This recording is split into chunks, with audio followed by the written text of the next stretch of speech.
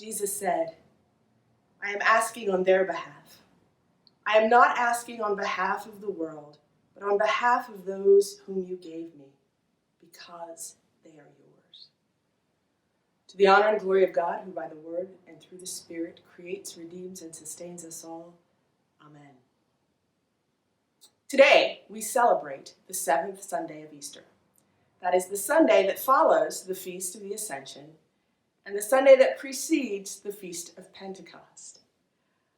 I say that because in these days of pandemic, in these times of stay-at-home orders and safer-at-home orders, in these times where one day seems to bleed into the next, and every day starts to feel a little like Blur's Day, it is helpful for us to seat ourselves in time and space. And if you are finding yourself in this time, in this space, tired, frustrated, over it, done, that's okay. This has been a journey that has been longer and harder than I think any of us anticipated. I think especially of those church leaders, those clergy leaders, and those lay leaders who have worked so hard to scramble and find ways to live out our calling in times where our buildings are closed. And if you find that your spirit is tired, if you find yourself being weary, that's okay. I have found myself in those places. Inevitably, when I find myself in those places, my spiritual director asks one question of me. How is your God speaking to you right now? Her question, of course, begs a deeper question, a question about my prayer life. Whether my prayer life is a litany of my woes, a list of all of those I have promised to pray for, whether my prayer life is simply, why, God, why?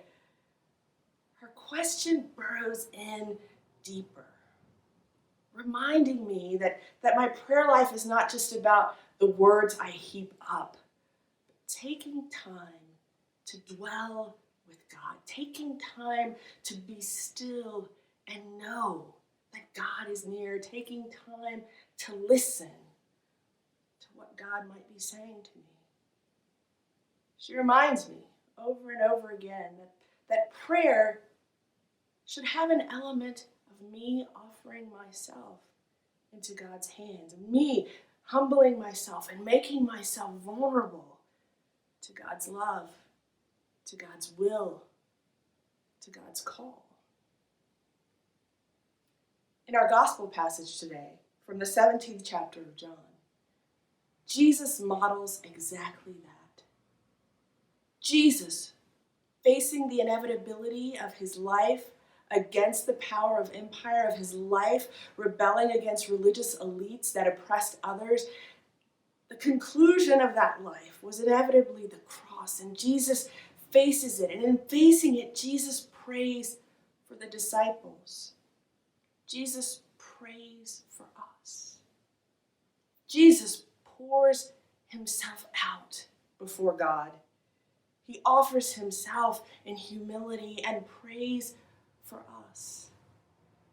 As theologian Debbie Thomas says, in this prayer, Jesus is praying hope into despair, praying trust into danger, praying love into a cruel and violent world. When Jesus prays for the disciples, Jesus asks something of God.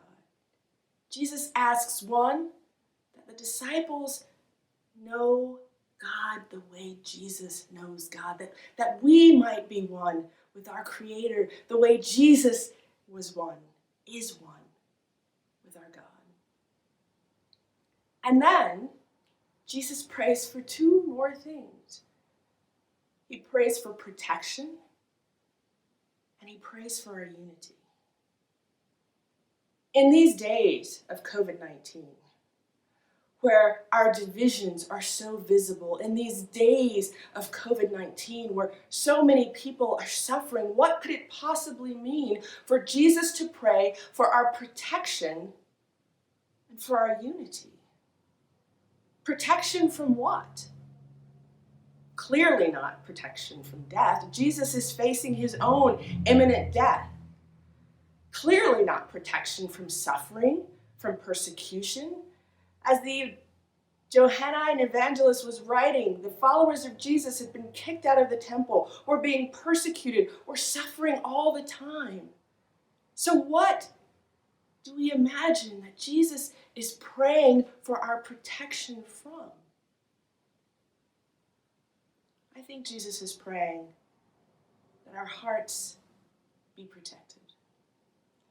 That we be protected from hardness of heart. That we be protected from callousness to the brutality in the world around us. That our hearts be protected. That we might not grow apathetic to suffering. That our hearts would be tender always. That we might reach out. That we might bless others. I think Jesus is praying for the protection of our hearts. And our unity. Jesus is also praying for that. And unity is not about being like-minded. We're all different. We all have different experiences. We all experience our world differently. But unity is not about being like-minded, about thinking the same. Unity is about being like-hearted. It's about fixing our hearts on Jesus. It's about recognizing that relationships are primary, and our relationship with God and with neighbor is important and vital. It's about having hearts that see everyone as beloved of God. Jesus pours himself out and asks on our behalf, on yours and mine, that God would be with us, that God would keep speaking, that there would be a time when we would know ourselves to be one with God and with one another, that we would be protected from hardness of heart, and that we would be one. This is the prayer that Jesus prays for us in this time when we are struggling, in this time where people are suffering, in this time where people are dying. Jesus prays for us, that we might be one.